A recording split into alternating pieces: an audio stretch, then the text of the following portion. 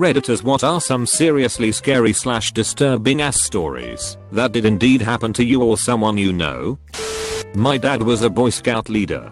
They were always up to something almost every weekend. One night dad left with the boys to go camping. Usually, I would go with them, but dad didn't want me to come along this time. Later that night, I'm woken up to my mom in a panic because someone is coming in. We lived in South Africa. It was my dad. I noticed he was covered in blood. He told mom something and then started bawling his eyes out. I had never seen my dad cry before that day. He was driving the boys to their camping site -5 boys in the back of his ute/truck. This was in Stillies, legal where I grew up. 6 boys in the other truck behind them. Dad was pulling a trailer with all their gear. Whilst going 100 km/h, the trailer hits a pothole, and the weight on the trailer being so heavy, the trailer flipped. The car behind drove into the trailer and he flipped too. Dad got himself out of the car and immediately tried looking for the boys. They were strewn all over the highway. Several had compound fractures, broken bones which have pierced through the skin. Almost all had gravel burn. He always made the boys wear helmets in the back. He then found one of his boys lying in a pool of blood with his brain exposed. He wasn't wearing his helmet. He told the boys he didn't need it and took it off where my dad couldn't see him sitting. He was never the same after that day. A very large piece of him died that day. He spiraled into depression and it still haunts him to this day. I used to live next door to this girl who used to go out with this guy. The girl was the typical girl next door, bubbly, friendly and generally nice to everyone. The guy seemed fine, didn't know him well, but any interaction I had with him was affable enough. So the girl next door had a dog, a yappy, irritating terrier that never stopped barked and would chase you up the street. She loved the dog. As her next door neighbor and friend for 10 years, I can attest that the dog was annoying, but it meant no harm. Basically a yappy, happy idiot. Coming back to the guy, he got it into his head that she was spending too much time with the dog and that it was impacting their relationship. Seemingly he expressed this a couple of times. The girl maintained her relationship with both guy and dog. This, apparently, did not sit well. Suddenly, the dog took ill and died. It emerged that the guy had used weed killer to poison the dog's food. The dog died. The girl challenged the guy on this, and he admitted to poisoning the dog, citing his concern for their relationship as his reasoning. She broke it off with him, and he spent the next year harassing her and her family. I'd consider this a bullet dodged, but I've oftentimes tried to imagine his thought process to get to where he ended up. I like girl, girl likes dog, dog must die. Total psycho. Dated a guy on and off for a couple years. He had some serious issues, he'd been abused, and I felt bad for him. He got physical more than once and cheated on me, but I just kind of always ended up forgiving him and dating again. Eventually though, I decided I was done after one of our breakups and made that very clear to him. He didn't take no for an answer, so I blocked him. He went nuts. Totally beyond the pale crazy. He started driving past my house multiple times a day, past my workplace. When I started seeing somebody new, he'd drive over to see if their car was parked at my house. If I went anywhere with them, he would follow us for miles. He also ended up buying a new car just to follow me in, since I always recognized his old one. He would make countless fake social media accounts and cell phone numbers to harass me and my new partner. He'd literally send me texts pretending to be someone else warning me about my new boyfriend. He'd obsessively contact my partner with blatantly fake accounts asking about what kind of sex he had with me, how many dates we'd been on, etc. I got a restraining order. I moved to a new place eventually, but he found me there anyway. I caught him driving outside of it many times. I always called the police, but they never did much, even when I took pictures. The cops always said they didn't doubt me, but that there just wasn't enough proof that he was stalking me, and they weren't going to arrest him if it would just be thrown out in court immediately. The restraining order was effectively useless. A month after moving into my new house, he used another fake cell phone number to contact me. Dude sent me a 6-page letter via text about how he had a wedding ring for me, and wrote pages about how my new boyfriend wasn't right for me. He revealed that he'd been watching us for weeks through my windows, going into great detail about our interactions. How we sat on the couch when we watched TV, what times I was going to bed, Declarations that I hated my new life and missed him and would be with him again. References toward the dog and car. Oh yeah, someone slashed one of the car tires at one point. I wonder who. I sent it all to the police and the next morning he was arrested. The state charged him with harassment. I testified against him recently, and his lawyer basically did everything he could to make me seem crazy. Brought in a bunch of his friends and family members to suggest I was unstable and had imagined every incident. I was completely dumbstruck. The judge hasn't decided whether to find him guilty or not yet, but it's still unlikely there's enough there. I sleep with a weapon and I keep my windows blocked out constantly. I don't know if I'll ever feel safe again. Lesson learned, don't date crazy. Or at least don't forgive it. When my friend was 14 she was walking home from school in uniform when a car pulled up beside her and a man in police uniform told her something had happened to her dad and she should get into the car so he could take her to the hospital. Police and unmarked cars were pretty common but it already smelled pretty fishy since he hadn't asked her name or anything else to check who she was. She asked for his ID, and when he didn't immediately offer it, he said something like we don't have time, I'll show you. When we get there she took off running, and he didn't chase. Her dad was fine, and took her to the police station to report it as soon as she was home. Turns out it wasn't the first time a man in a police costume had tried to get a teenage girl into his car in that area, but nothing ever came of it.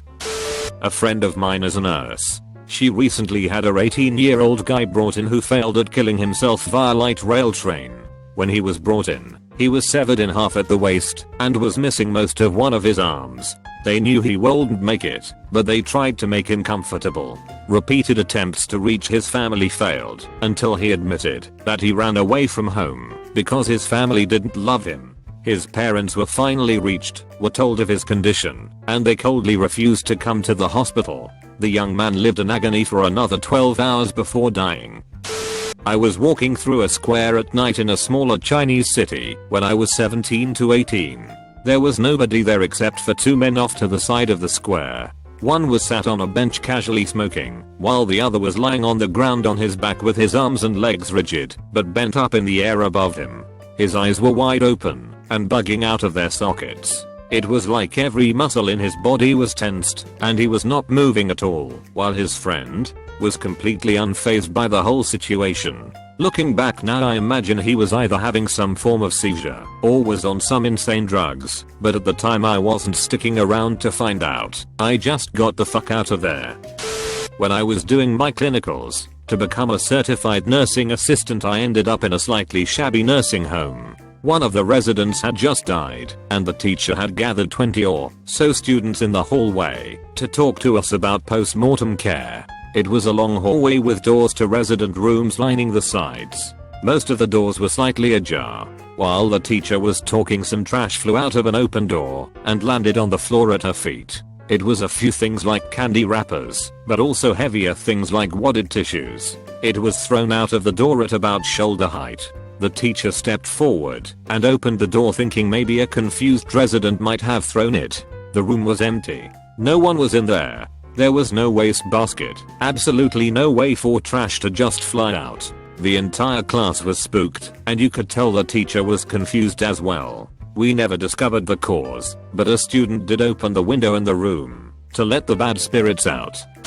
A few years ago, I moved out of my parents' house. Shortly after, my dog's health started to decline. She was 16 as it was, and she started having seizures. One day, my mom calls me and asks me to come over when I get off of work. So I do, not thinking much of it. I get there, and she tells me my dog died the night before, and they buried her in the backyard, and she gave me her dog bed.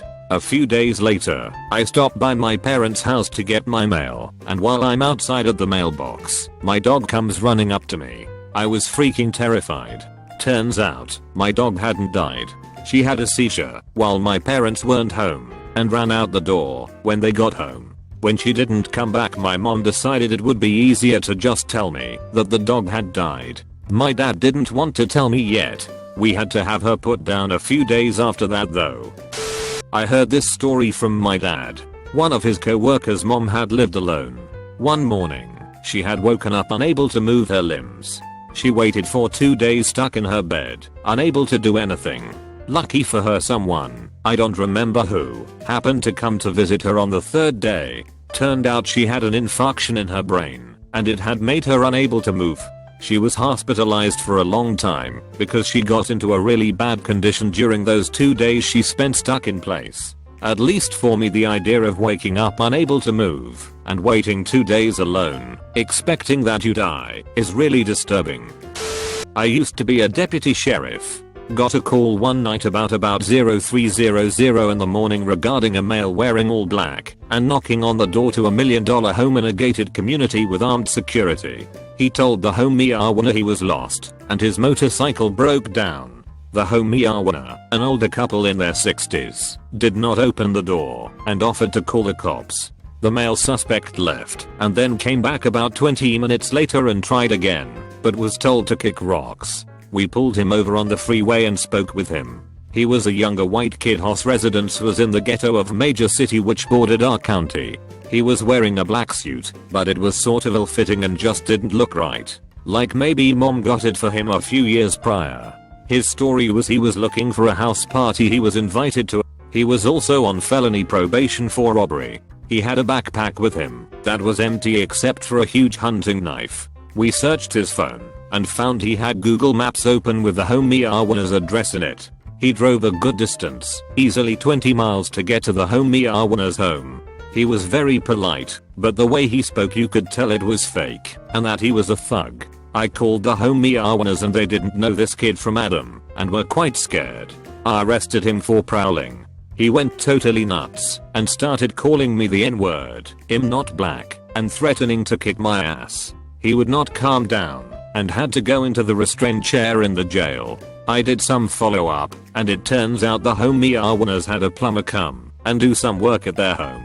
The plumber shared the same last name as him. I listened to his jail calls the next day and he called someone who asked if he got what he was looking for. Turns out the person he called was his uncle who worked at the plumbing company and did work at the victim's home. We charged him with carrying a concealed knife and violated his probation. He got 3 years in state prison as the crime was so creepy that Dad had to do something with it. Never got an answer as to what he was looking for or the whole story. Detectives could not charge the uncle, but the plumbing company did fire him cause it was so weird. This just happened recently. An acquaintance of mine had a really awful roommate. He would constantly harass her and her boyfriend, steal their stuff and just generally act pretty shitty. Well, he kicked my friend and her boyfriend out and got some new roommates. These new roommates stabbed him to death in the apartment.